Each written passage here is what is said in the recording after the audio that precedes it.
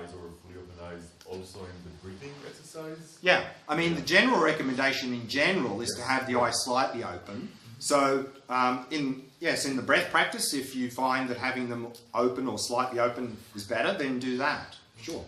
One more question. If I feel like meditating, except of the morning meditation, I just feel like doing that. Would you recommend doing that with timer? Just if I find that I have some free time.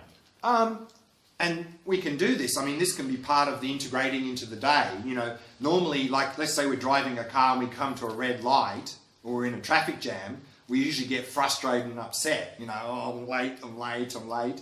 Rather, use that time to meditate. Just sit there, observe the breathing while the red light's there. Perfect opportunity. I'm asking about like if I have like a 3 hour in the afternoon, like okay, yeah, let's do some sitting meditation. Yeah. Do you recommend that? Yeah, of course, but again, quality over quantity.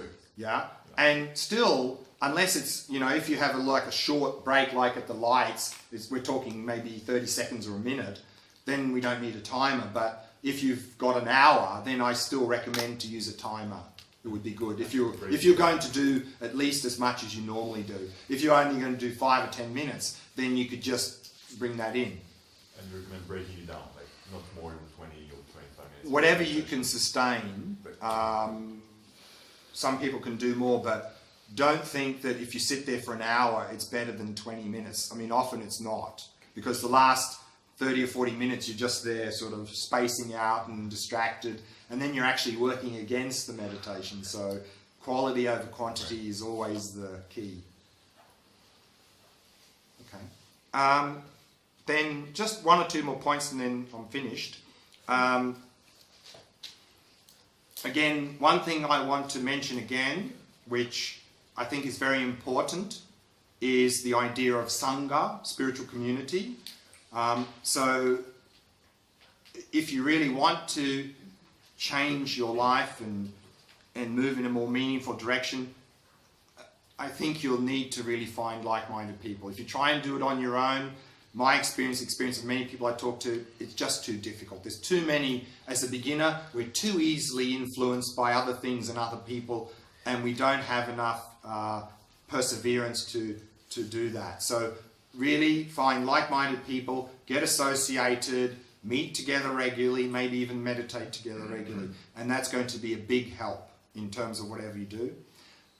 In terms of the Shamatha practice, today I read a little bit from a book by Alan Wallace called Attention Revolution. So that's really the book I very much recommend for the Shamatha practice in terms of reading. Also, I have my own website.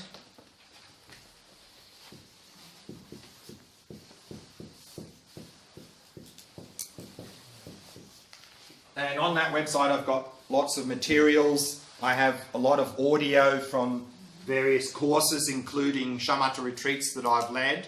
So whatever you find on that website, help yourself. And then also on that I have a contact page, so if you want to contact me at any point, you've got some questions, then just send me a message and I'll try and help you in any way I can.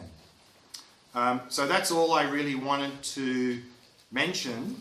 I don't know did anyone talk about the coming retreats? Was that already mentioned? So I don't need to talk about that. Okay. So then the very last thing I want to say is I'd like to thank the Dharma Friends Israel for putting on this event and hosting me, looking after me.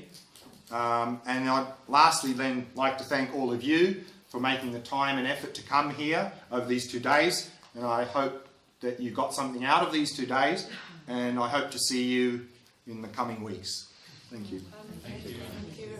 We would like to thank you very much for such a productive course and very informative, very coordinated, very good course. Thank you very much.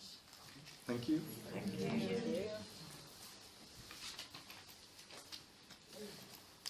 Then we can get home a little bit early. Yes, I'm switching to Hebrew and Okay. about mentioned here as